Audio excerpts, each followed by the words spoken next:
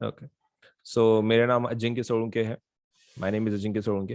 And जो मैं subject पढ़ाता हूँ वो है physics, chemistry, biology, mathematics, history, geography, political science, economics and computer science educator. तो काफ़ी ज़्यादा सब्जेक्ट पढ़ाता हूँ मैं। ठीक है, लेकिन let us forget about that, just remember my name, that is my name is Ajinkya. And let us start with our topic. तो इंट्रोडक्शन अगर हमारा खत्म हो गया हो, so let us start with our topic. ठीक है, चलिए। Okay, hello.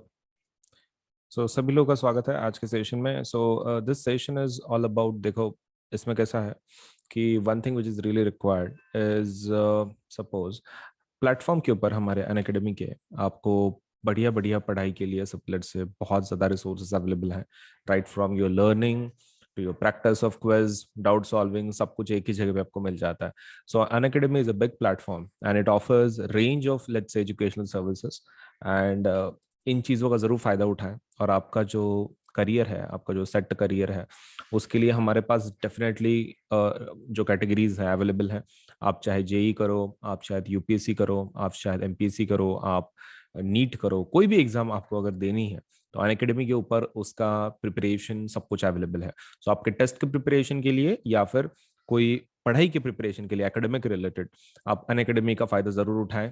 एप्लीकेशन को इंस्टॉल करें और उसमें के जो कोर्सेस हैं प्लीज जरूर सब से उसमें एनरोल करें, ताकि आपका जो पढ़ाई है, आपका जो करियर है वो सेट हो सके।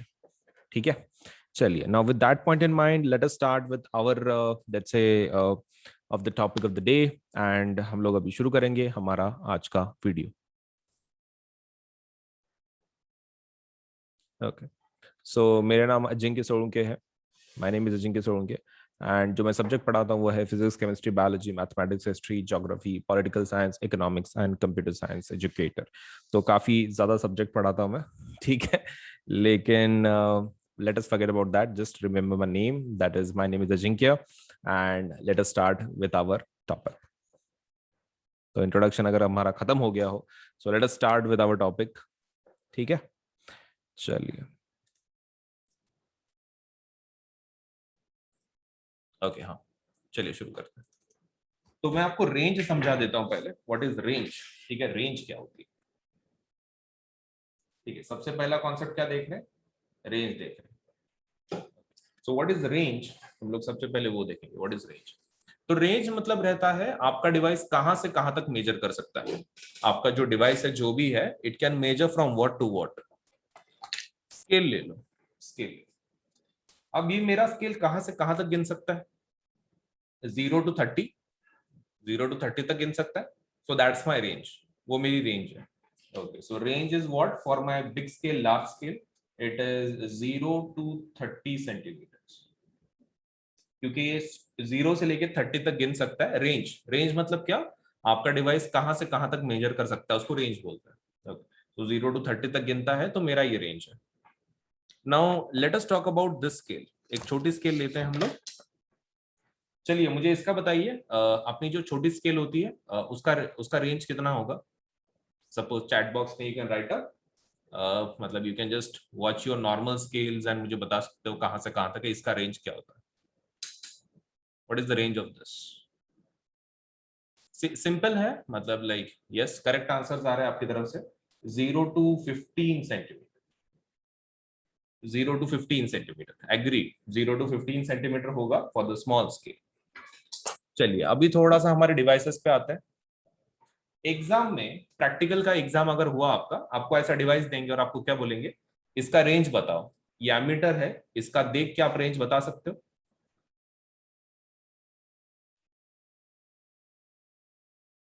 Suppose let's say just by watching it, इसका रेंज क्या होगा, मिनिमम कितना है, मैक्सिमम कितना है। Okay, minimum looks 0, maximum looks 3, तो रेंज क्या होगा, 0 to 3। Okay, 0 ampere to 3 ampere would be the range. Unit लिखना पड़ता है साथ में, यूनिट लिखना पड़ता है। तो 0 ampere to 3 ampere is the range of this. चलिए दूसरा देख लेते हैं,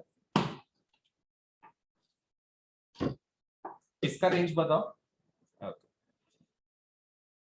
यहाँ पे दो रेंज है, यहाँ पे दो रेंज है, मैं थोड़ा पास में लेता हूँ इसको। so that you can tell me.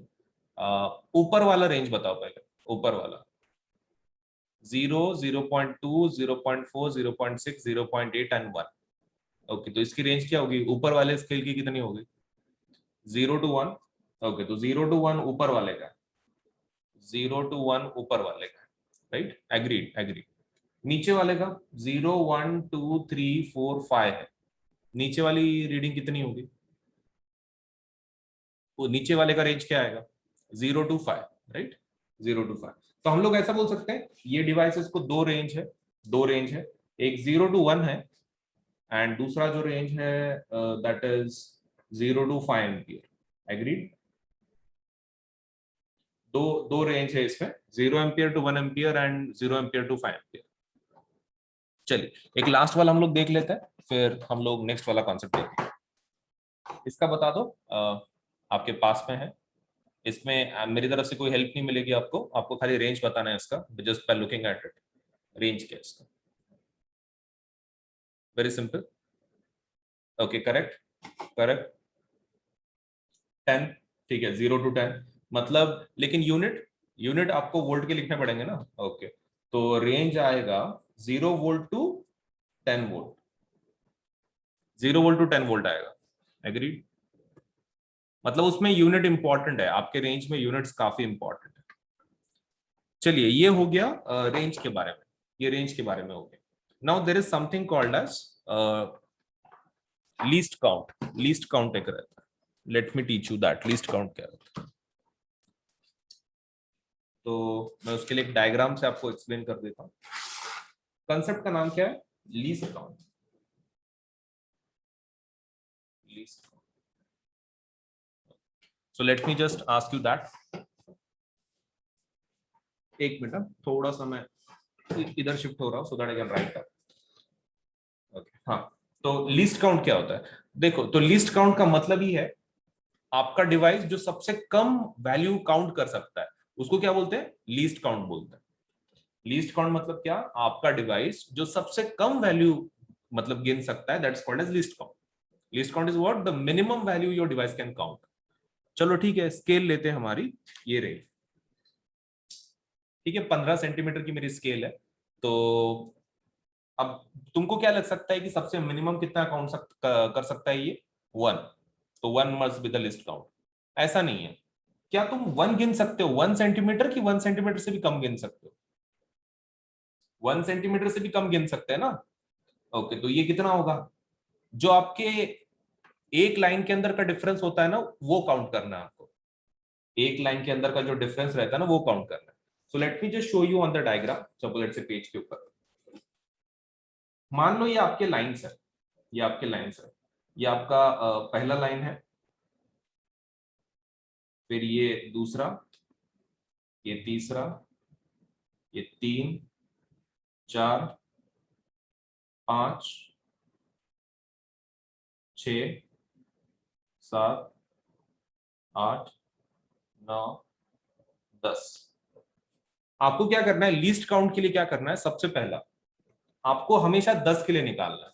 हमेशा कितने लाइन के लिए निकालना है? 10 लाइन के लिए, क्योंकि 10 लाइन के हिसाब से ही आपको दिया जाता है.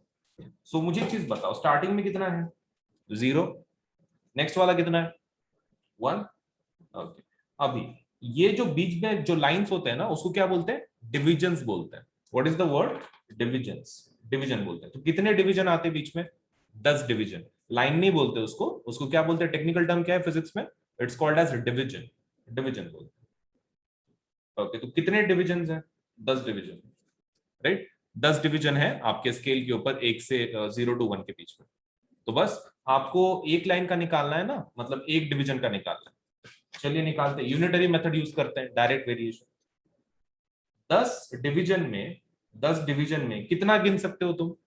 10 डिवीजन में कितना सेंटीमीटर गिन रहे हो? 1 सेंटीमीटर, राइट? 10 डिवीजन में 1 सेंटीमीटर गिन रहे हैं. तो एक डिवीजन में कितना होगा? That is your least count. Least count बोले तो वो है ना सबसे कम से कम. ओके, मतलब एक लाइन को आप कितना गिन सकते हो? सो आप मल्टीप्लाई करो. 1 into 1 डिवाइड बाय 10 कितना आएगा? 0.1.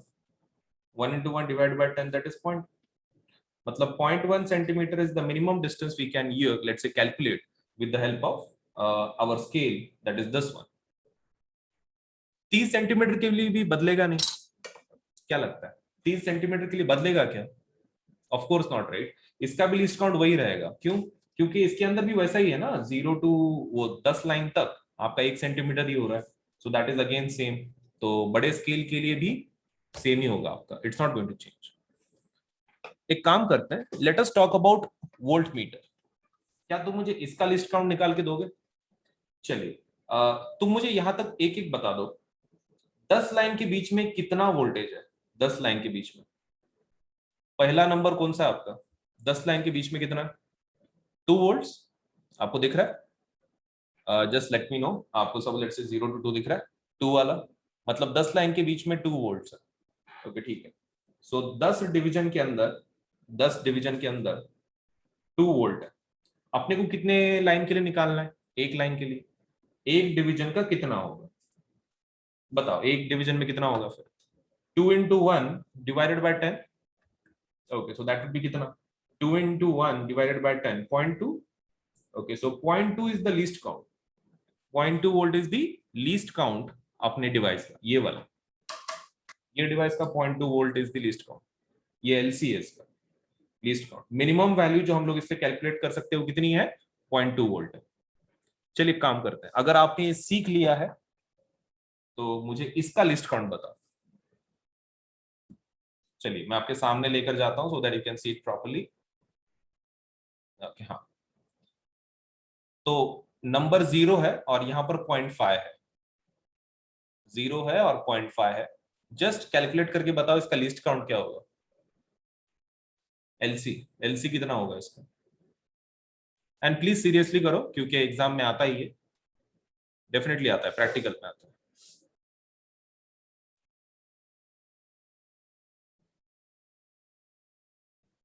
Okay and please unit check करो, यूनिट चेक करो, डिवाइस कौन सा एक बार चेक कर लो। एमीटर है कि वोल्ट मीटर है उसके हिसाब से यूनिट देना। ओके ठीक है, बहुत सारे जनों के आंसर्स आ रहे हैं 0.05। ओके ठीक है, लेट अस चेक। 10 डिवीजन में कितना है? 10 डिवीजन में 0.5 वोल्ट, 0.5 एम्पियर। 10 डिवीजन में 0.5 एम्पियर, तो एक डिवीजन में कितना? हाँ तो करो ना multiply, 0.5 divided by into 1 divided by 10, 0.05 ampere. मतलब लीस्ट काउंट कितना हो गया मेरे डिवाइस का? 0.05। ओके, एक काम करोगे, मुझे इसका एक बता दो list count, that would be great. ये वाला कौन सा स्केल लेते हो? नीचे वाला स्केल ले लो। नीचे वाला नहीं, ऊपर वाला, ऊपर वाला, सो सॉरी, ऊपर वाला ले लो, ऊपर वाला स्केल ले लो और मुझे लिस्ट काउंट बताओ इसका कितना, ये डिवाइस का।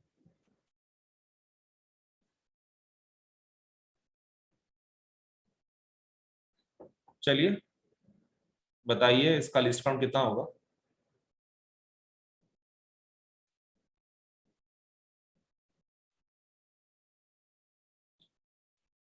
यहाँ पे 2 रेंज है, मैं ऊपर की रेंज के लिए बात कर रहा हूँ, वो 0.2 के रेंज के लिए बात कर रहा हूँ। वो 2 नहीं है, वो 2 नहीं है, 0.2 है।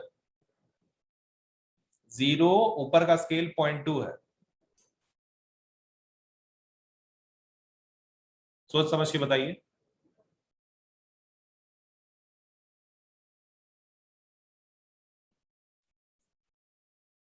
ओके, कुछ कुछ जनों के 0.02 आ रहा है। Let us check, let us check.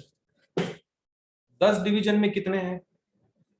10 division में 0.2 एम्पियर है। ओके, तो एक डिवीजन में कितना होगा? ओके, तो करो answer calculate. 1 into 0.2 divided by 10, 0.02 ampere. जिनका जिनका 0.02 आया है that's the correct one.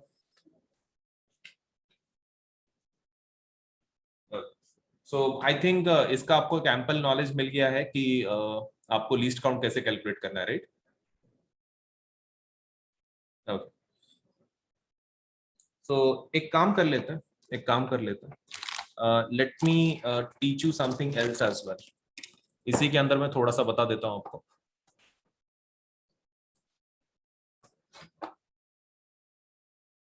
Okay.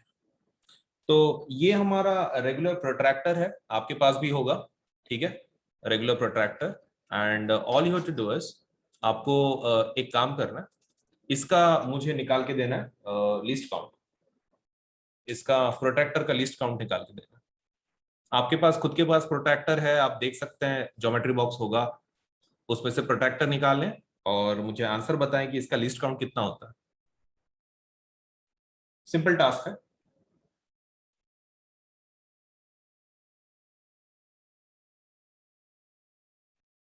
And proper unit के साथ बताना है, ठीक है, कोई गलती नहीं, प्रॉपर यूनिट के साथ। ओके गुड, बहुत सारे जनों के बराबर आ रहा है।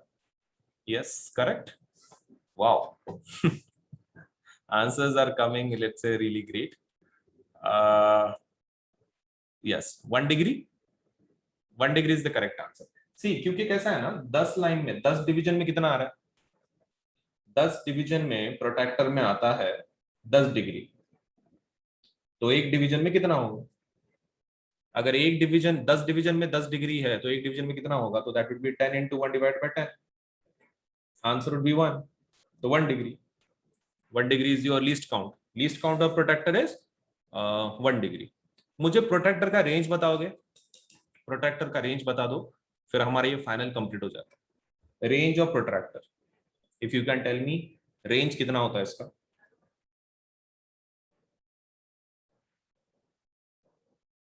रेंज।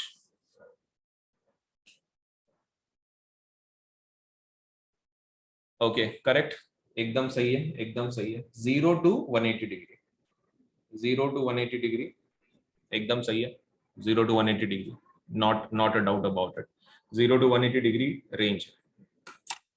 चलिए तुमने बहुत ही बढ़िया काम कर लिया, go with the topic itself.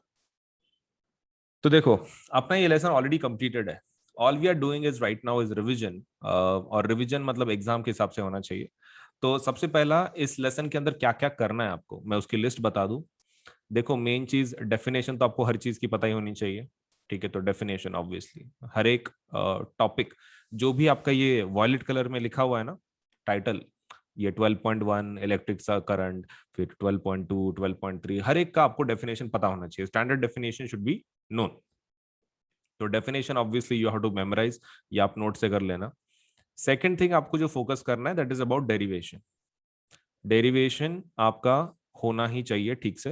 And derivation के अंदर किस चीज के ऊपर फोकस करना है आपको, the first thing you need to focus on is obviously series circuit, series के ऊपर, पैरेलल के ऊपर, उनका डेरिवेशन कैसा है।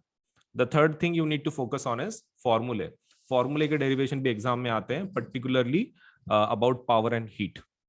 मतलब ये तो भी ठीक है, चलो आपको ज्यादा कुछ परेशान नहीं करेंगे करंट के और पोटेंशियल डिफरेंस के, but they will definitely can ask you heat के और पावर के डेरिवेशंस। और इसमें एक लास्ट वाला इंपॉर्टेंट डेरिवेशन कौन सा है, वो conversion of 1 kWh to joules,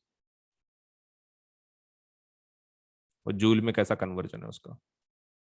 इतने सारे डेरिवेशन आपको पता ही होनी चाहिए, series, parallel, heat, power and kilowatt joule वगैरह।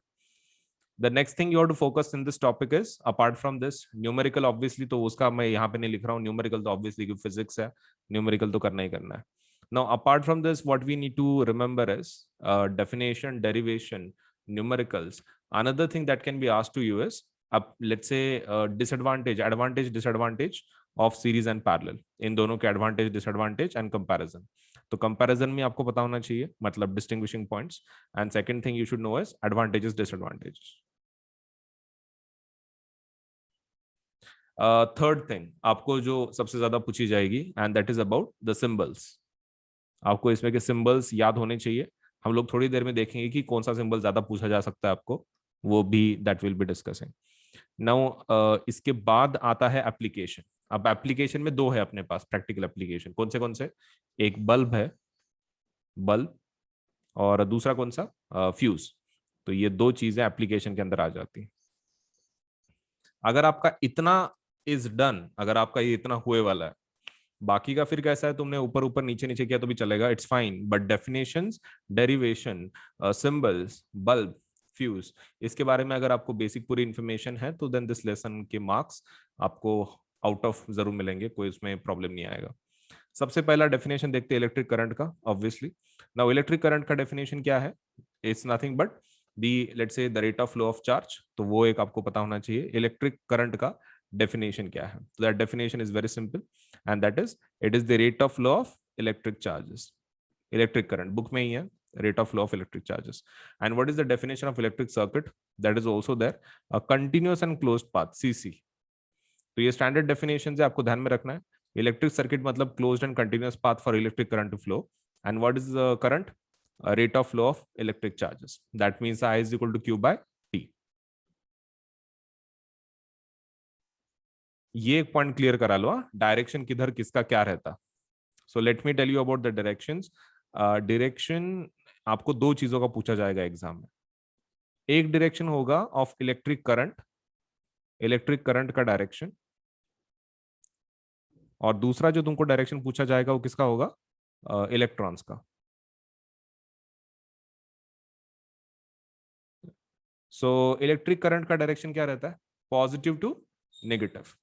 कैसा रहता है इसका? Positive to negative. और इलेक्ट्रॉन्स का कैसा रहता है? Negative to positive. Electric current का डायरेक्शन क्या है? Positive to negative. इलेक्ट्रॉन्स का डायरेक्शन क्या है? Negative to positive. एंड इसको और एक कैसा लिख सकते हैं हम लोग इलेक्ट्रिक करंट के डायरेक्शन को, फ्रॉम पॉजिटिव टू नेगेटिव? इसकी जगह पे हम लोग लिख सकते हैं उसको opposite to direction of electron. Electron का जो भी डायरेक्शन है उसके अपोजिट डायरेक्शन किसका होता है? इलेक्ट्रिक करंट का, because electric current is from positive to negative and electron is negative to positive. तो हम लोग ऐसा बोल सकते हैं कि electron is opposite to direction of electrons, opposite to direction of electrons, that is the another way you can represent it। अब ये तो हो गया हमारे फॉर्मूले के बारे में, डेफिनेशंस के बारे में, डेरिवेशन के बारे में। Now another thing which you need to remember is, एक कूलम के अंदर कितने इलेक्ट्रॉन्स रहते हैं? हालांकि तुमने उसका फॉर्मूला याद किया है, that is Q is equal to Ne। वहां पे Q चार्ज रहता है, E is the charge on electron और N is number of electrons. लेकिन ये आपको ध्यान में रहना चाहिए कि एक कूलम के अंदर कितने इलेक्ट्रॉन्स रहते हैं। तो कितने रहते हैं? 6.25 into 10 to the power 18 electrons. इतने नंबर ऑफ इलेक्ट्रॉन्स रहते हैं कितने? एक कूलम के अंदर। उसके बाद आपको पता होना चाहिए स्मॉल स्मॉल यूनिट्स। उसमें का सबसे पहला यूनिट कौन सा है? Milli ampere. मिली एम्पियर एक पता होना चाहिए आपको, और एक micro ampere. Milli micro, basically micro मतलब कौन रहता है? Milli is nothing but 10 to the power -3। M मतलब मिली, और माइक्रो मतलब ये यू जैसा सिंबल, उसका मतलब होता है 10 to the power -6। तो ये दो आपको पता होने चाहिए, 1 मिली एम्पियर है, 1 माइक्रो एम्पियर। अगर ये इतना पता है then it's more than good, simple. अब इलेक्ट्रिक करंट को मेजर करने के लिए कौन सा डिवाइस यूज करते हैं? एमीटर। हाँ, तो उसके बारे में सबको लेटेस्ट से। और एमीटर की क्या प्रॉपर्टीज है? एमीटर की खाली दो ही प्रॉपर्टीज है। कौन सा? एमीटर का पहला प्रॉपर्टी क्या है? It should be connected in series. Main उसका रेजिस्टेंस कैसा होना चाहिए? Write it down the chat section कि रेजिस्टेंस कैसा होना चाहिए आपके एमीटर का। Should be high, should be low, क्या लगता है? Low resistance, because it's obviously going to measure current, तो लो रेजिस्टेंस होना चाहिए। Series and low, okay. चलिए अब बात करते हैं ड्रिफ्ट स्पीड की। तो drift speed is nothing but what, तुमको एक, मैंने तुमको बोला था कि इसका खाली ये एग्जाम में आता नहीं है, लेकिन जस्ट वर्ड के मीनिंग्स तो पता होने चाहिए। ड्रिफ्ट स्पीड ये चीज तुमको आएगी 12th स्टैंडर्ड में, लेकिन एटलीस्ट फिलहाल तुमको पता होना चाहिए व्हाट इट इज। तो ड्रिफ्ट स्पीड मतलब किसका स्पीड होता है? वो इलेक्ट्रॉन का स्पीड होता है, लेकिन कहां पर? इन दी कंडक्टर। मतलब कंडक्टर के अंदर जैसे वो घूमते, तो उसके अंदर का जो भी स्पीड है इलेक्ट्रॉन का, तो that is called as drift speed. So basically electron speed is nothing but drift speed, लेकिन कहां पर? Inside conductor, inside conductor, conductor के अंदर। चलिए अभी नेक्स्ट पॉइंट देखते हैं, electric potential and potential difference. Right, इसके अंदर दोनों में से these are nothing but the work done to move a charge.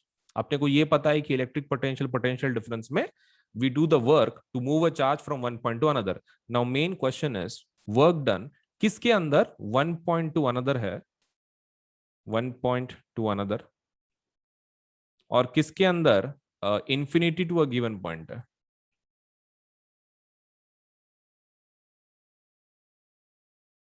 ये इन्फिनिटी वाला बोलो, इन्फिनिटी वाला कौन है? Work done to move a charge from infinity to a given point, is it charge? मतलब आपका इलेक्ट्रिक पोटेंशियल है, पोटेंशियल डिफरेंस है, infinity to a given point, electric potential EP है। एग्जैक्टली, एग्जैक्टली, ये ईपी है, ये इलेक्ट्रिक पोटेंशियल है, और ये कौन है? This is potential difference, PDA. One point to given point, that is PD.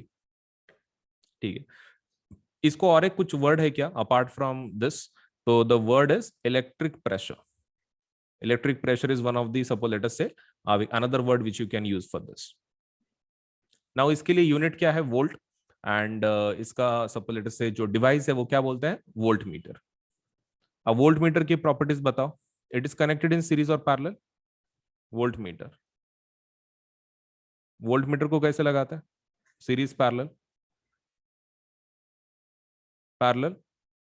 Okay, और रेजिस्टेंस कैसा रहता है इसका? High low? रेजिस्टेंस हाई या फिर low? Resistance is pretty high, resistance is pretty high.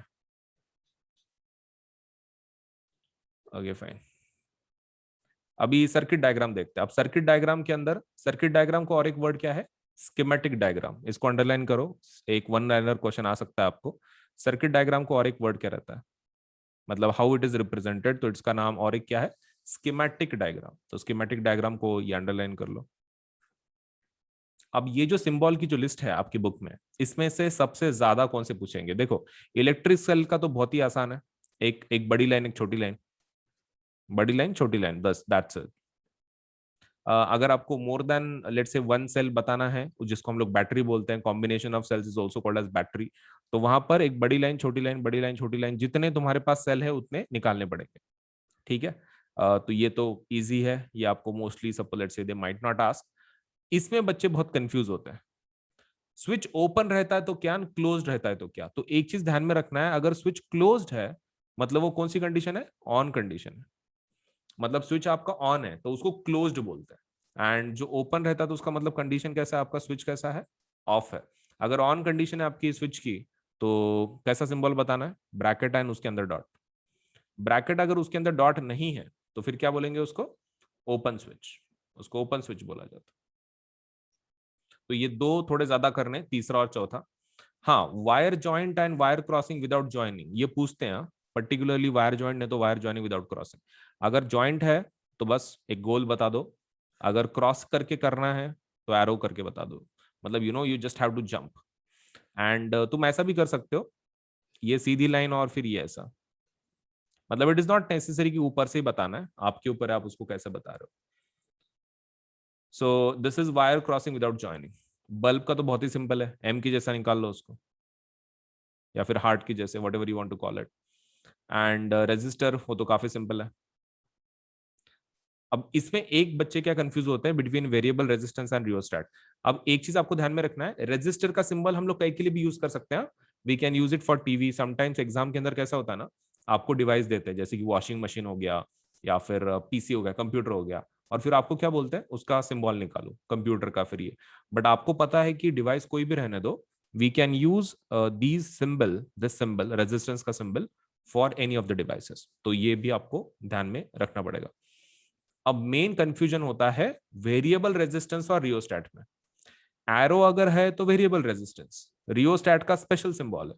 Rheostat जो वेरिएबल रेजिस्टेंस है उसका एक सेपरेट सिंबल है, उसको कैसे निकालते हैं? ये ऐसे एरो करके ऊपर से। एंड अगर सिर्फ ऊपर उसके एरो है तो, मतलब like not like this from the top, ऐसे साइडवेज है तो, ऑब्लिक है तो that is for variable resistance. Rheostat के लिए ऊपर से आता है डायरेक्टली। एमीटर, वोल्ट मीटर, वो तो काफी आसान है, जस्ट नाम लिख दो, साइन दे दो उसको, कुछ है ही नहीं उसके अंदर। वोल्ट मीटर के लिए वी, एमीटर के लिए ए, तो वो तो काफी सिंपल है। सो इसमें से जो टफ है वो है third and fourth, fifth and sixth, and eighth and ninth. ये इतने करके जाओ ठीक से, 8 9 5 6 3 4, पेयर्स में करो, कंफ्यूजन नहीं होगा।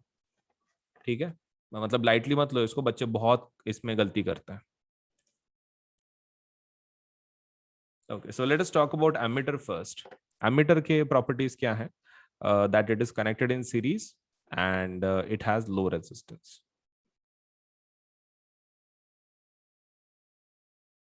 ओके, तो why it is connected in series पहले वो डिस्कस करते हैं। तो तुमको कैसे एक्सप्लेन करना पड़ेगा अगर कोई क्वेश्चन आया भी, सपोज बोर्ड के अंदर तो ऑब्वियसली नहीं आने वाला है, I can guarantee you that, bond paper पे भी I can write it down for you. लेकिन अगर आपके सपोज कोई स्कूल एग्जाम में अगर आपको पूछते हैं कि suppose let's say if it is connected in series and low resistance, तो उसके रीजन क्या है, तो आपको एक्सप्लेन करना पड़ेगा अपोजिट कंसिडर करके। मतलब सपोज उन्होंने ऐसा बोला है कि ammeter is connected in series and low resistance, explain why.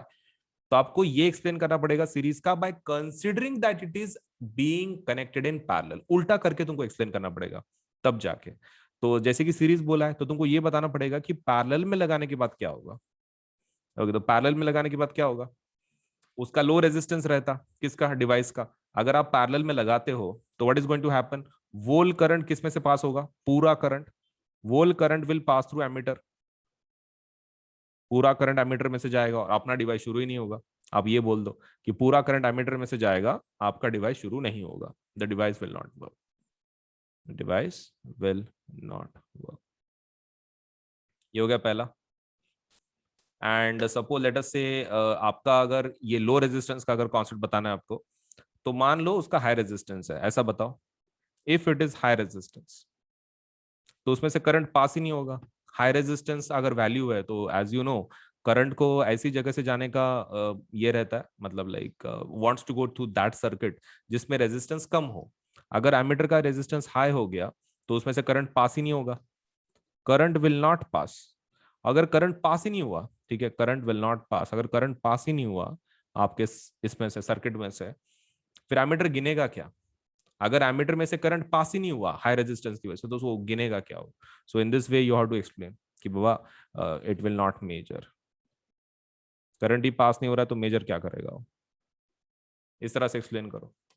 And same goes for your volt meter, voltmeter को भी सेम लॉजिक बताओ कि क्यों सीरीज में और किस में पैरेलल में क्यों लगाते हैं, सेम लॉजिक।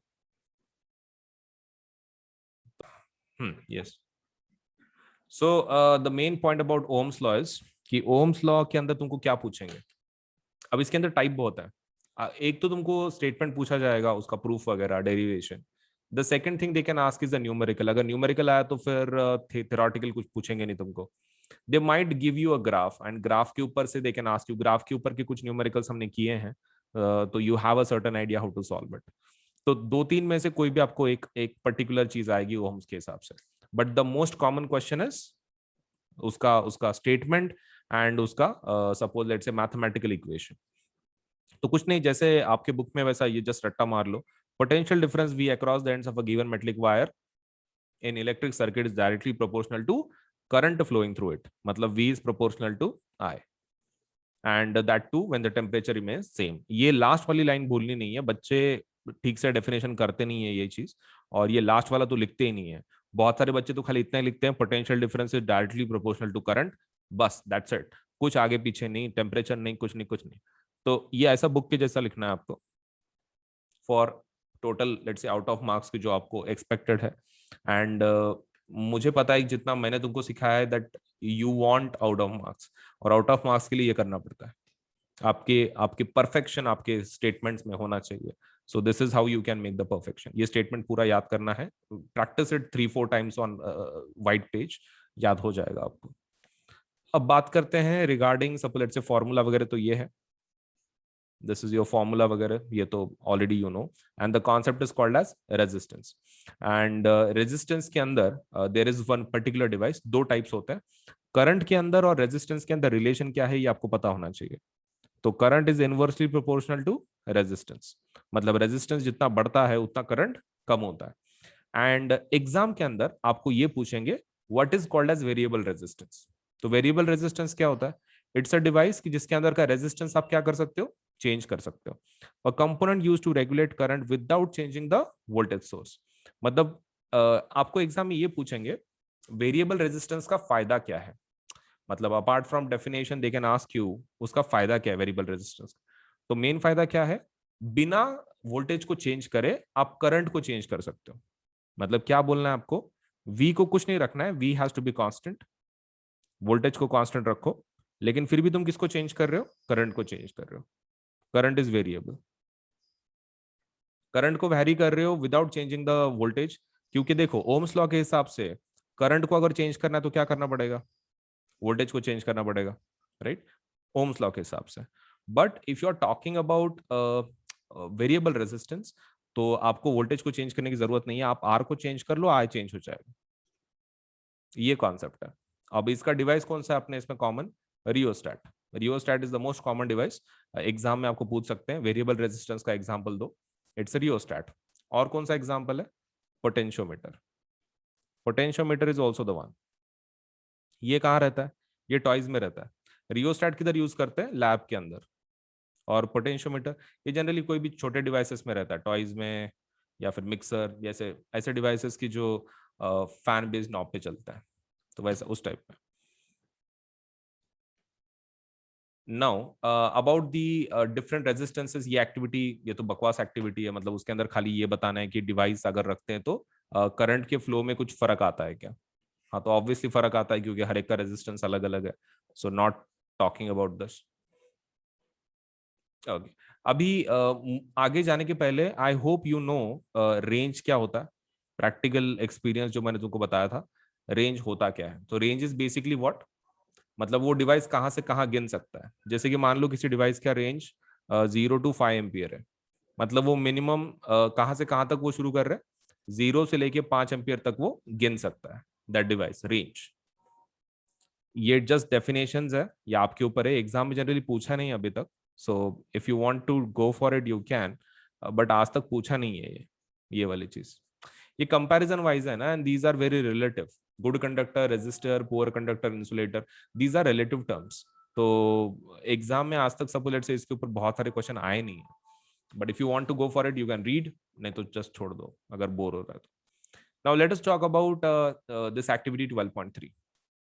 इसके अंदर resistance is directly proportional to length, resistance is inversely proportional to area, और दोनों को कंबाइन करना है, that is R proportional to length by area, और R is equals to rho L by, where L what rho is resistivity, rho क्या है आपका resistivity. अब मेन क्वेश्चन, रो में और रेजिस्टेंस में क्या डिफरेंस है या फिर क्या समानता है। तो आपको क्या बोलना है, resistance is obstruction to the flow of electrons, and आपका resistivity, resistivity is also resistance, resistivity is also resistance, but किसके लिए, but for unit length and unit area, unit length and unit area। अगर आप ऐसा definition लिखते हो फिर वो काम करेगा definitely, unit length and unit area. No, आगे बढ़ने के पहले दिस वन, ये रेंजेस आपको ध्यान में रखने हैं। दीज रेंजेस आपको एग्जाम में पूछ सकते हैं, मेटल का रेंज क्या होता है, एलॉय का क्या होता है, एंड इंसुलेटर का क्या होता है। तो मेटल मतलब कंडक्टर का कितना होता है, 10⁻⁻8। मेटल्स हैव द रेंज 10⁻⁻8 का। आपके जो ये हैं क्या बोलते हैं एलॉयज, एलॉय का रेंज होता है 10⁻⁻6। ये ओहम मीटर है रेजिस्टिविटी का रेंज। और जो आपके तीसरा है कौन, इंसुलेटर, इंसुलेटर का काफी बड़ा वैल्यू रहता है, और वो कितना है 10⁻12 to 17। तो ये चीज ध्यान में रखना है, ये नंबर्स 10⁻⁻8, 10⁻⁻6 एंड 10⁻12 to 17। अब इसके अंदर ये टेबल आपको याद करने की जरूरत नहीं है, that is just for your understanding. ऊपर से एलॉयज के बारे में थोड़ा सा इंफॉर्मेशन चाहिए तुमको। एलॉय किससे बनते हैं, मेटल से। Alloy generally are created from metals, लेकिन they do not oxidise at high temperature, high temperature पे ऑक्सीडाइज नहीं होते। तो इसके लिए उसको कहाँ पे यूज करते हैं, हीटिंग डिवाइसेस में, या फिर इलेक्ट्रिक आयन में, या फिर टोस्टर में। मतलब दीज आर द थिंग्स जिसके अंदर हम लोग इस चीज का इस्तेमाल करते हैं। अभी एक तो आपको ऑलरेडी पता है टंगस्टन, टंगस्टन का use you already know, electric bulb. लेकिन ये चीजों को अंडरलाइन करो, आपको एग्जाम में पूछ सकते हैं कि ऐसे कौन से दो मेटल्स हैं कि जो इलेक्ट्रिकल ट्रांसमिशन लाइंस में यूज करते हैं, और उसका नाम क्या है, कॉपर, और दूसरा एल्यूमिनियम। ये कौन है, ये वो मेटल्स हैं कि जो किसके लिए यूज करते हैं हम लोग, इलेक्ट्रिसिटी को फ्लो करवाने के लिए, मतलब वायर इससे बनता है। आपका जो मेटल का वायर है इलेक्ट्रिसिटी को फ्लो करने के लिए किससे बनता है, कॉपर या फिर एल्यूमिनियम से। बस इतना ही बताना है आपको, बाकी ये तो बस क्वेश्चंस हैं, दीज वंस।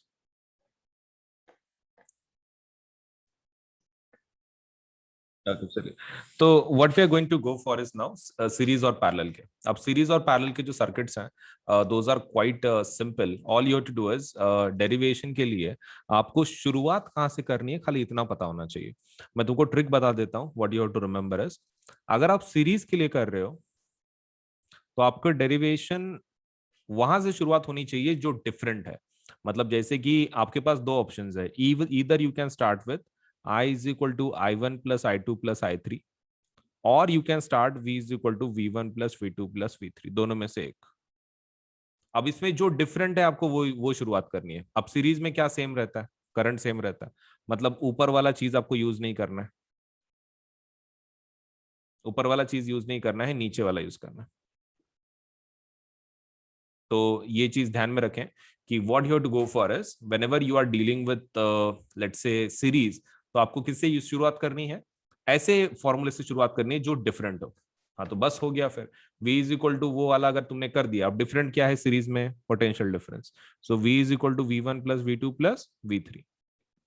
अब ओम्स लॉ के हिसाब से जस्ट ये करो, V को क्या लिख सकते हैं हम लोग, V को लिख सकते हैं I बाय, अपने ओम्स लॉ के हिसाब से that would be IR is equal to, V1 को क्या लिख सकता है, IR1 + IR2 + IR3। अब किसको कॉमन निकालेंगे, I को कॉमन निकाल लो, R1 + R2 + R3 और IR। हो गया, I को कट कर लो, R is equal to R1 + R2 + R3, और ये RS है। पैरेलल का भी सेम। पैरेलल के क्या करना है, पैरेलल के अंदर तुमको उससे शुरुआत करनी है जो डिफरेंट है। अब पैरेलल में क्या डिफरेंट रहता है, right in the chat box, parallel में क्या डिफरेंट रहता है, what is different about parallels. Parallel के अंदर क्या डिफरेंट रहता, करंट ना। ओके, तो करंट से शुरुआत करनी है। I is equal to I1 + I2 + I3, और I की जगह पे क्या लिखेंगे, वही V/R, V/R1, V/R2, V/R3। V common ले लो, 1/R1 + 1/R2 + 1/R3, और ये V/R कट कर लो, V और V, तो क्या बचेगा, 1/R is equal to 1/R1 + 1/R2 + 1/R3। हो गया। तो RP के लिए और ये RS के लिए एवरीथिंग इज डन। अभी एग्जाम के अंदर आपको क्या पूछेंगे कि पैरेलल सर्किट के फायदे क्या हैं, या फिर why do we use even parallel circuits. तो पैरेलल सर्किट्स के अंदर सबसे पहला एडवांटेज क्या है, the first advantage is parallel के अंदर रेजिस्टेंस कैसा होता है, कम होता है। Resistance, total overall resistance is low. उसके बाद इसके अंदर अगर एक डिवाइस फेल होता है फिर भी सर्किट चालू रहता है। वन डिवाइस फेल्स, फिर भी पूरा सर्किट चालू है, still circuit will work, still circuit will work.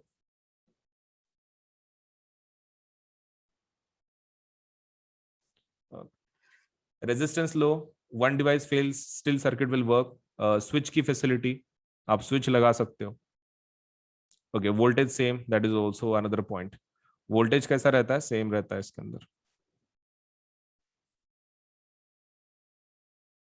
Current different. तो ये तुम्हारे advantages you can write down in your wastage of electricity नहीं होती बोल के, वेस्टेज ऑफ इलेक्ट्रिसिटी स्टॉप्ड। तो इतने सारे पॉइंट लिख देना regarding your parallel circuit at home. बाकी तो कुछ है नहीं उसमें अंदर समझाने जैसा, बाकी एक जैसा ही है, just the derivation and everything. Parallel के अंदर सेम सेम लॉजिक। अगर कुछ इंपॉर्टेंट है, हाँ ये वाला पार्ट, ये वाला पार्ट एग्जाम में आता है और बच्चों को वर्ड याद नहीं आता है। एग्जाम के अंदर ना तुमको पूछेंगे पैरेलल सर्किट्स के, सपोज सीरीज सर्किट का कोई एग्जांपल है क्या और उसका कुछ इशू है क्या, तो फेरी लाइट्स के बारे में आपको लिखना है। तो ये वर्ड ध्यान में रखना, एग्जाम में बच्चों को ये लाइट वर्ड ही याद नहीं आता है। तो फेरी लाइट मतलब कौन सा, वो जो लाइटिंग रहती जो घर के ऊपर लगाते हैं फेस्टिवल के वगैरह वक्त, तो that is the one, fairy lights. तो फेरी लाइट्स के बारे में आपको क्वेश्चन ये पूछा जाएगा कि अगर पहली चीज ये सीरीज में लगाते हैं फेरी लाइट जो होता है, और अगर ये खराब होता है फॉर एग्जाम्पल, तो इसके लिए क्या सोल्यूशन है।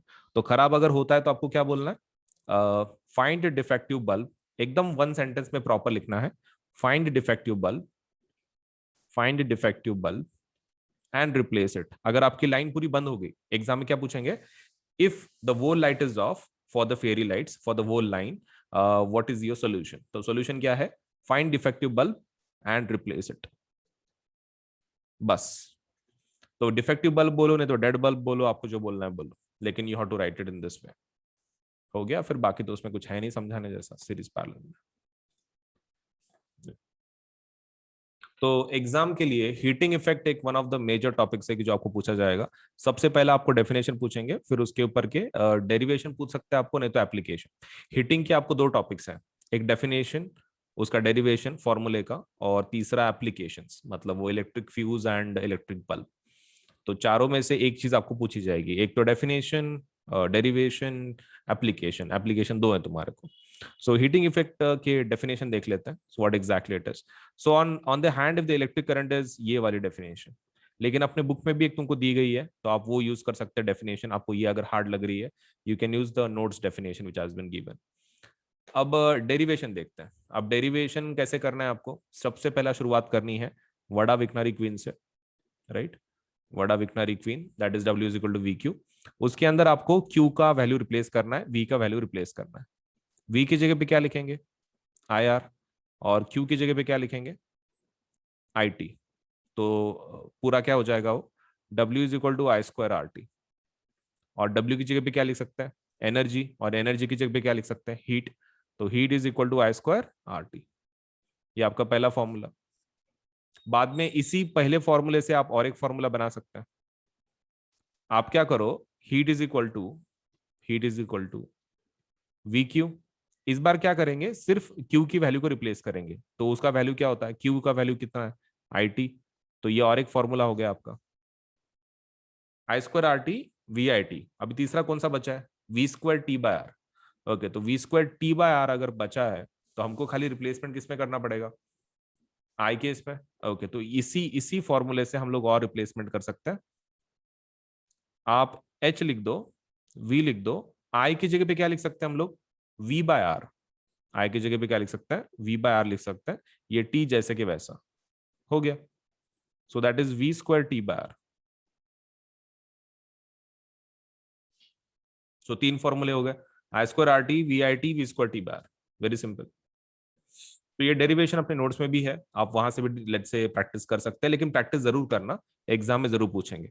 और ये तीनों में से जूल्स लॉ ऑफ हीटिंग कौन सा है?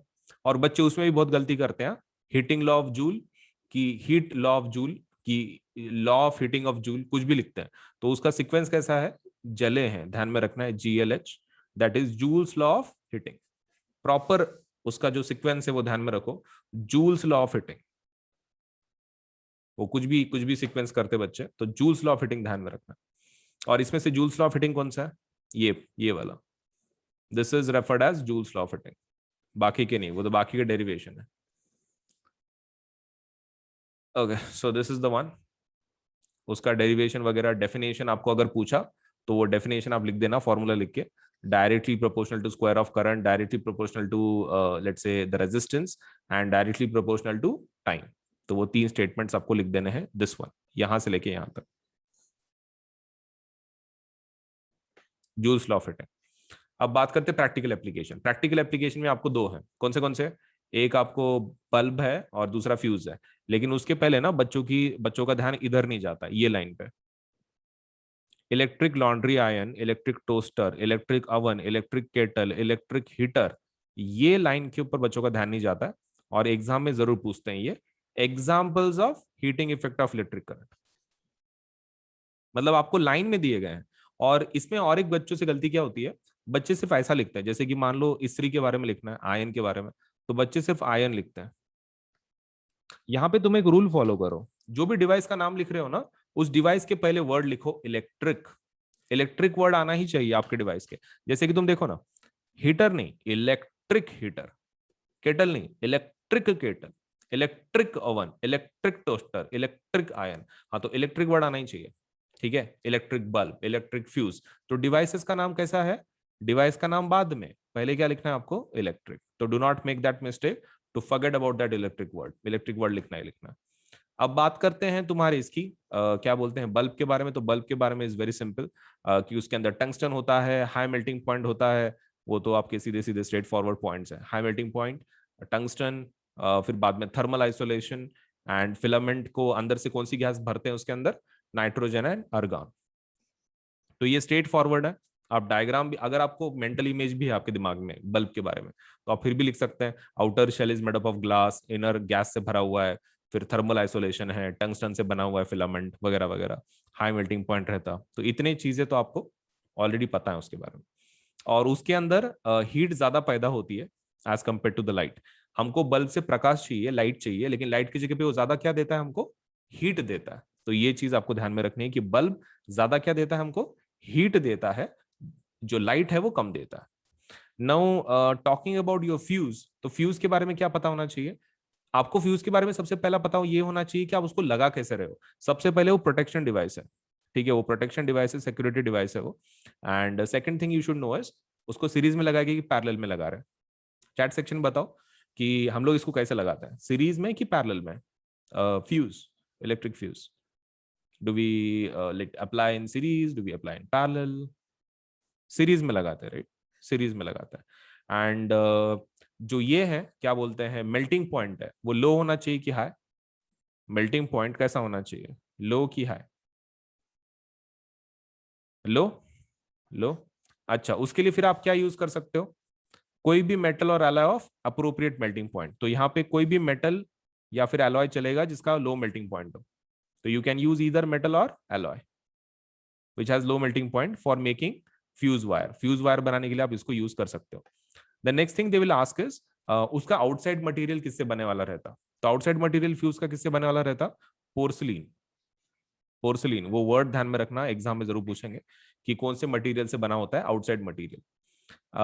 Next thing, fuse rating. Fuse rating के बारे में आपको पूछेंगे।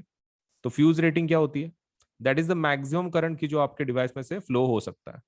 Maximum current that can flow, maximum current that can flow through your circuit, that is basically fuse rating.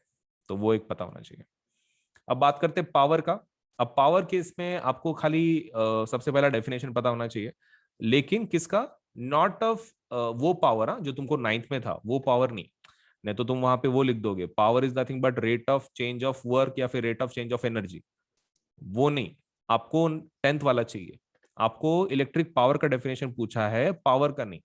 तो इलेक्ट्रिक पावर का डेफिनेशन के लिए क्या लिखोगे, ये वाला, gives the rate at which electrical energy is dissipated or consumed in electric circuit। ये definition आपको लिखनी है फॉर इलेक्ट्रिक पावर। ओके, तो फॉर्मूला क्या बन जाएगा फिर, E by T. Okay, E is nothing but W basically. W मतलब कौन, VQ। Okay, VQ by T. अगर वो VQ बाई टी है, बस आपको खाली वैल्यू लिखना है। फिर तो इसके फॉर्मूले कैसे डिराइव करेंगे हम लोग, बाय द वे आपको H के फॉर्मूलेस पता होने चाहिए, then it is very simple to derive. चलो H के लिख देते हैं। H के फॉर्मूलेस क्या क्या है, सबसे पहला है आई स्क्वायर आर टी, दूसरा क्या है वी आई टी, तीसरा क्या है V square T by R. हाँ बस, अभी तुम पावर के फॉर्मूले लिख दो, टी निकाल के। पावर इज इक्वल टू क्या रहता है, हीट बाय टाइम, मतलब एनर्जी बाय टाइम। ये भी सेम, हीट बाय टाइम, ये भी सेम, हीट बाय टाइम। फॉर्मूले में वैल्यू पुट करो, एच की वैल्यू क्या है, I square R T divided by T, V I T by T, और लास्ट वाला भी same, V square T by R by T. तो टी टी कैंसिल कर लो, तो क्या बचेगा, आई स्क्वायर आर, यहां पर वी आई, और यहां पर वी स्क्वायर बाय आर। तो आपको क्या करना है, जो आपके हीट के फॉर्मूलेज हैं उसी से आपको किसके फॉर्मूले निकालने हैं, पावर के। और ये लास्ट वाला डेरिवेशन जिसको हम लोग किलोवाट आवर बोलते हैं, किलोवाट आवर किसका यूनिट है, it is called as the commercial unit of electrical energy, या फिर इलेक्ट्रिक एनर्जी का कमर्शियल यूनिट। आपको कन्वर्ट उसको करने का टेक्निक पता होना चाहिए। 1 kWh इज इक्वल टू क्या, 1000, इसको 1000 वैट लिखेंगे, 1000 वैट। एंड 3600 सेकंड किसमें कन्वर्ट करें, घंटे को सेकंड में कन्वर्ट करें। सो 1000 वैट इंटू 3600 सेकेंड्स। मल्टीप्लाई जब करते तो कितना होता है, 3 6, इसके 3 जीरोज, इसके 2 जीरोज, मतलब 3 + 2 5, 1 2 3 4 5, राइट। और इसको कैसे लिखेंगे हम लोग, 3.6 इंटू 10⁻, कितना लेंगे, 1 2 3 4 5 6 जूल्स हो गया। तो ये भी आपको डेरिवेशन आ सकता है एग्जाम के अंदर, बाकी तो क्या है, इट्स वेरी सिंपल। तो let me just ask about this. Okay, so plus के और आइकॉनिक के रेट्स कैसे हैं, let me just tell you. देखो, हमारे पास दो टाइप के सब्सक्रिप्शन है। अगर आप क्लास 9th के लिए है तो क्लास 9th के सब्सक्रिप्शन ये रहे, ठीक है, 1 मिनट। अगर आप क्लास 9th में से है तो क्लास 9th के लिए ये दो सब्सक्रिप्शन है। अगर आप क्लास अगर आप क्लास 10th के लिए है तो ये दो सब्सक्रिप्शन है। देखो, दिस इज फॉर प्लस, ये प्लस का सब्सक्रिप्शन का रेट है, और ये आइकॉनिक का रेट है। ये प्लस का है ये साइड, और ये आइकॉनिक का है। मतलब मैंने यहाँ पे कैसे किया है कि क्लास 9th का प्लस के रेट्स, क्लास 9th के आइकॉनिक के रेट्स, क्लास 10th के प्लस के रेट्स एंड क्लास 10th के आइकॉनिक के रेट्स, ऐसे अलग अलग मैंने उसको कैटेगराइज किया। अभी देखो, इसमें का जो रेट सिस्टम है, इट्स समथिंग लाइक दिस। आप जितना बड़ा लोगे, से जितने ज्यादा महीनों का आप सब्सक्रिप्शन लोगे उतना आपको सस्ता मिलेगा। जैसे कि मान लीजिए यहाँ पे 13 महीने का कितना आ रहा है, सपोज लेट से 6 महीने का आपको 10,000 पड़ रहा है, राइट। 12 महीने का देख लो कितना आ रहा है, 15,000। अगर आप 6 महीने के हिसाब से दो बार लेते तो कितना होता, 10 + 10 20,000। तो 12 महीने का 20,000 हो जाता, लेकिन 12 महीने का एक आप डायरेक्टली लेते हैं तो कितना गिर रहा है, 15,000। तो देखो, आप जितना बड़ा लोगे उतना अच्छा। जैसे कि मान लो आप मेरे हिसाब से तो भी class 9th, class 10th, 11th and 12th चारों साल का एक साथ ले लो, बहुत इजीली आपको, लेकिन नो सस्ते में पड़ जाएगा। That is 48 months. तो 48 मंथ्स का डायरेक्टली ले लो तो that is going to cost you 40,000। ठीक है, 40,000 आपको पड़ जाएगा, let's say the rate, if you apply for 48 months. वैसे ही आइकॉनिक अगर आप 48 मंथ्स का लेना चाहते हो तो 48 मंथ्स के लिए आइकॉनिक का रेट कितना है, 83,000। अब 83,000 इतना ज्यादा क्यों है प्लस के कंपैरिजन में, क्योंकि इसके फीचर्स वैसे हैं ना, आपको एक पर्सनल एक टीचर है कि जो आपके ऊपर ध्यान रख रहा है, इंडिविजुअल सपोर्ट है, 360 डिग्री सपोर्ट है। सो बिकॉज ऑफ दैट इसका जो रेट है प्लस से थोड़ा सा डबल है एंड थोड़ी सा अमाउंट ज्यादा है। तो depending on your economic capacity, इधर you can go for 48 months of 40,000 या फिर 48 मंथ्स ऑफ 83,000। आप दोनों में से एक प्लान के लिए जाओ, क्योंकि जितना बड़ा लोगे उतना अच्छा रहेगा आपके लिए, क्योंकि उतना सस्ता पड़ता है ना, बार बार उतना खर्चा करने में क्या मतलब है। So I think you should go for इधर 48 मंथ्स ऑफ प्लस और इधर 48 मंथ्स ऑफ आइकॉनिक, तो 40,000 या फिर 83,000। अगर आप क्लास 10th के स्टूडेंट हैं तो आप एक काम कर सकते हैं, आप 36 महीने का ले सकते हैं। 36 मतलब 3 साल हो जाते हैं, that is 10th 11th 12th। 36 महीने का जो प्लस का रेट है दैट इज 32,000। कितना है, 32,000। तो you should go for this package 32,000। And अगर आप आइकॉनिक में जाना चाहते हैं तो द रेट इज 66,000। तो देखो, देर आर टू रेट्स। 36 महीने का 10वीं का जो सब्सक्रिप्शन है वो कितना जा रहा है, दैट इज 32,000। एंड अगर 36 महीने की अगर आप आइकॉनिक की बात कर रहे हैं सो दैट इज 66,000। सो दोनों में से एक सपोज लेट से प्लान के लिए जरूर अप्लाई करो, क्योंकि कैसा है कि आप जितना बड़ा लोगे, मैं अगेन बोल रहा हूँ, उतना आपको सस्ता गिरेगा। एंड ऊपर से ये जो दोनों प्लान है ना, प्लस आइकॉनिक 9th का या फिर 10th का, इसके ऊपर 10% ऑफ है। 10% क्या है, ऑफ है, 10% डिस्काउंट है। सो उसके लिए क्या करना पड़ता है, ये आपको कोड इस्तेमाल करना पड़ता है। अब कौन सा कोड, तो आप कोड का, आप ये कोड ध्यान में रखना, that is AS Live 10, Ajinkya Solanke LIVE 10। अब ये कोड कहाँ पे लिखना है आपको, देखो, आप सबसे पहले ऊपर टैप करोगे कि भाई आपको प्लस चाहिए कि आइकॉनिक चाहिए, राइट। मान लो आपने आइकॉनिक ले लिया, ठीक है, आइकॉनिक ले लिया और 48 मंथ्स का आप ले रहे हो। तो 48 मंथ्स को आपको क्या करना है, आइकॉनिक लेना है। नीचे पेमेंट का बटन होगा यहाँ पर, तो ये पेमेंट का बटन पे क्लिक नहीं करना है। उसके लेफ्ट हैंड साइड पे आपको एक कोड पूछा जाएगा, ठीक है, मतलब do you have a code वगैरह पूछा, आपको इसको टैप करना है सबसे पहले। आइकॉनिक को कर लिया, that is first step. Second step क्या है, इस कोड को आप ये कर लो, टैप कर लो। कोड के अंदर ये लिख देना है AS Live 10। आप कोड लिख दिए AS Live 10, फिर आप सपोज लेटर से वो प्लान को ले सकते हैं 48 मंथ्स का। आप जैसे ही कोड अप्लाई करते हैं ना, आपकी जो अमाउंट है ना आपको जो दिख रही है पेज के ऊपर, वो 10% कम होकर आपको दिखाई जाएगी। ठीक है, तो पेमेंट के बाद डिस्काउंट अप्लाई नहीं करना है, पेमेंट के पहले डिस्काउंट अप्लाई करना है। तो यहाँ पर कोड लिख देना है AS Live 10 अजिंक्य सोन के LIVE 10। ASLIVE10 और उसमें स्पेस नहीं देना है, ठीक है, it should B continuous. ASLIVE10 continuation में लिखना है। आप ये कोड पे टैप कर दो, ये कोड लिख दो, आप उसको डन कर दो, तो इमीडिएटली आपका 10% कम होकर आपको अमाउंट दिखाई जाएगी। फिर आप प्लान को ले लो 48 मंथ्स को और आप पेमेंट कर सकते हैं फिर इसके बाद। And payment can be done in both things. मतलब लाइक पेमेंट आप किसी भी फॉर्मेट में कर सकते हो, net banking, debit card, credit card, that is not a problem. And more over आप इसको पार्ट्स में भी पे कर सकते हैं, मतलब पार्ट्स में पे करने की फैसिलिटी भी है ईएमआई की जैसे। तो आपको वो पेमेंट का बटन दबाने के बाद आपको बहुत सारे ऑप्शन मिलेंगे, तो उसमें पेमेंट बाय पार्ट्स आप वो ऑप्शन भी ले सकते हैं, ठीक है। So that facility is also there. अगर मतलब एकदम से इतनी अमाउंट आप पे नहीं कर सकते तो आप उसको पार्ट्स में भी पे कर सकते हैं, दैट्स अप टू यू, आपको कैसे पे करना है। बट बड़े प्लान के लिए जाओ ताकि आपको वो सस्ता मिले, right. So that is the most important part. And code को नहीं भूलना है कि आपको कोड कौन सा यूज करना है, ASLIVE10 फॉर 10% डिस्काउंट। 10% डिस्काउंट के लिए आपको डेफिनेटली यूज करना है दी code that is ASLIVE10, Ajinkya Solanki ASLIVE10। तो 10% डिस्काउंट जरूर ले लें, सस्ता बना दे अपने प्लान को। All you to do is use this code, ठीक है। तो कहीं लिख लो और जरूर अप्लाई करो आज ही, ताकि आपको सभी फीचर्स एक ही प्लेटफॉर्म पे सब कुछ मिल सके, राइट। सो वीडियो को लाइक करना है, चैनल सब्सक्राइब करना है, बेल आइकन जरूर दबाना है, उतना तो काम कर ही देना है, ठीक है। चलिए देन, ओके। तो हमारे पास देखो दो टाइप के सब्सक्रिप्शन है, एक होता है प्लस सब्सक्रिप्शन, एक होता है आइकॉनिक सब्सक्रिप्शन, ठीक है। So this is the basic plan to get started, this is our basic plan. और आइकॉनिक मतलब क्या है, तुम ऐसा समझ सकते हो, प्लस का advanced version is iconic. Plus का advance version is iconic. So you can take your CBSE preparation to the next level with personal mentor. इसमें एक सबसे बेस्ट फीचर क्या है, आइकॉनिक में आपको एक पर्सनल मेंटोर असाइन किया जाता है, that is the best thing you are going to get in iconic subscription. तो ये आपके ऊपर है whether you want to go for plus subscription, आप प्लस के लिए जाना चाहते हैं या फिर आइकॉनिक के लिए जाना चाहते हैं, दैट इज स्टार। तो आपके ऊपर है, right. This is one of our basic plans and इसको आइकॉनिक हम लोग क्या बोलते हैं, 360 डिग्री सपोर्ट। तो दिस इज 360 डिग्री सपोर्ट, मतलब लाइक यू नो आपको एक कंप्लीट सपोर्ट मिल जाता है हमारी तरफ से, एक मेंटोर भी असाइन किया जाता है for your entire study.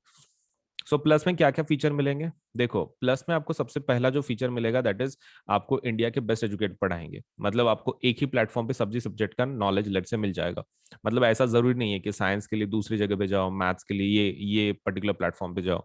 You can just visit let say हमारे ये प्लेटफॉर्म को, आप कभी भी इस प्लेटफॉर्म पे अगर गए, सपोज आपको हर एक सब्जेक्ट का नॉलेज, सपोज लेटर से मतलब हर एक चीज आपको हर एक सब्जेक्ट के बारे में इस प्लेटफॉर्म पे मिल जाएगी। You don't have to late से switch the platform just because आपको साइंस पढ़ना है तो ये प्लेटफॉर्म पे जाना है, मैथ्स पढ़ना है तो दूसरे प्लेटफॉर्म पे जाना है, कोई जरूरत नहीं है। हमारे पास प्लस सब्सक्रिप्शन अगर आप लेते हैं तो आपको एक ही प्लेटफॉर्म पे सभी फीचर्स मिल जाएंगे। Second thing is that we have interactive live classes, मतलब इसके अंदर आपको पढ़ाया जाता है। इंटरेक्शन का मतलब ये होता है कि टीचर आपको लाइव पढ़ाता है, मतलब इट्स नॉट लाइक कि रिकॉर्डेड क्लासेस हैं, लाइव क्लासेस होती हैं डेली बेसिस पे। तो जिसकी वजह से आप टीचर के साथ इंटरेक्ट कर सकते हैं। अगर आपको कोई चीज डिफिकल्ट जा रही है, आपको नहीं आ रही है, तो यू कैन लेट से आप इंटरेक्ट कर सकते हैं टीचर्स के साथ and you can get your let say जो भी प्रॉब्लम्स है, कोई टॉपिक्स है, समझ के ले सकते हैं इन अ बेटर वे। तो इंटरेक्टिव लाइव क्लासेस का वही फायदा है कि आपको एजुकेटर से प्रॉपरली लेट से एक प्रॉपर अंडरस्टैंडिंग के साथ लेट से आपको एक टॉपिक समझ में आ सकता है। मतलब whether it is about doubt या फिर whether it is about let's say explanation part, आपको बहुत ही क्लियर तरीके से आपको समझ में आएगा विद लेट अस से the teachers of the plus subscription. अब बात करते हैं लाइव टेस्ट एंड क्विजेस। देखो कैसा है ना, पढ़ाने का तरीका अलग होता है। देखो एक तो इंडिया के बेस्ट एजुकेटर्स हैं, मैं ऐसे नहीं बोल रहा हूँ educator, I am saying educators. क्यों, इसका फायदा क्या है, देखो कैसा होता है, जब आप लोकल ट्यूशन कुछ लगाते हो तो आपको एक पर्टिकुलर सब्जेक्ट के लिए सपोज एक टीचर होता है, राइट। साइंस के लिए एक टीचर, मैथ्स के लिए एक टीचर। तो इसमें वैसा नहीं है। इसमें कैसा रहता है कि प्लस में आपको बेस्ट फायदा वही है कि आपको बहुत सारे एजुकेटर मिलते हैं, सो बिकॉज ऑफ दैट आपको इसका टेंशन नहीं है। मतलब लाइक यू नो बीच में अगर हो सकता है कि आपको किसी टीचर का टॉपिक समझ में नहीं आ रहा हो एक आधा, तो आप क्या कर सकते हैं, आप एजुकेटर को चेंज कर सकते हैं। मतलब that facility is also there, क्योंकि हर एक का टीचिंग मेथोडोलॉजी मतलब यू नो अलग अलग रहता है एंड हर एक टीचर वही ट्राई करता है कि भाई अपने स्टूडेंट्स को प्रॉपरली टीच कर सके, right. Not just on our platform, just general trade बोल रहा हूँ मैं टीचर्स का, कि वो they try their best to teach like in their own way. लेकिन अभी कभी कभार ऐसा हो सकता है कि आप किसी टीचर को कनेक्ट नहीं कर पा रहे हो, मतलब एक मेथड, क्योंकि जैसे टीचर डिफरेंट होते हैं वैसे स्टूडेंट भी डिफरेंट होते हैं, and not every student can understand एक पर्टिकुलर लैंग्वेज एक आधे टीचर की। हो सकता है कि उस एक बेस्ट टीचर है लेकिन उसको किसी कोई एक ऐसा स्टूडेंट है कि जिसको कुछ समझ में नहीं आ रहा वो टीचर का, इट माइट हैपन। तो यहाँ पर वैसा प्रॉब्लम नहीं है। अगर वैसा होता भी है तो हमारे पास साइंस के बहुत सारे टीचर्स हैं, मैथ्स के बहुत सारे टीचर्स हैं। अगर आप एक टीचर को आपको समझ में नहीं आ रहा है तो you can do one thing, you can go for the rest of the, let's say, the teachers। आप रेस्ट ऑफ द टीचर्स के लिए जा सकते हैं, कोई दूसरे टीचर को बदल के देख सकते हैं, आपको तो सभी टीचर्स का कोर्सेज अवेलेबल हो जाते हैं, so there is no problem, right. चलिए, सो बेस्ट टीचर्स आपको पढ़ाएंगे इंडिया के, and more over you will be able to have live test and quizzes. अब ये क्या है, देखो, अब पढ़ाई जब हो जाती है, मतलब जब टीचर कोई चीज पढ़ाता है आपको, one thing which is very important is the testing part. मतलब जब तक आप उसको याद करके आप ये उसकी टेस्ट नहीं दोगे, तब तक आपको पता कैसे चलेगा कि आपका नॉलेज सच में कंप्लीट हुआ है कि नहीं हुआ है। So that's a problem. So we have live test, like जैसे कि मतलब सब्जेक्टिव टेस्ट, ऑब्जेक्टिव टेस्ट वो है, हमारे पास क्विजेस भी हैं, मतलब लाइक एक कंपटीशन काइंड ऑफ। आपको सपोज से एक स्टिपुलेटेड टाइम पीरियड दिया जाता है, उसमें आपको अगर टॉप लेवल पे अगर हो तो एक रैंकिंग के जैसा आपको एक quiz type of game type of सपोलेट से भी ऑफर किया जाता है। तो ये डेली बेसिस पे हम लोग बहुत सारे क्विज कंडक्ट करते हैं। उसका time table, you can go into the quiz section, आप आपके एप्लीकेशन में क्विज सेक्शन में जा सकते हो and you can check it out.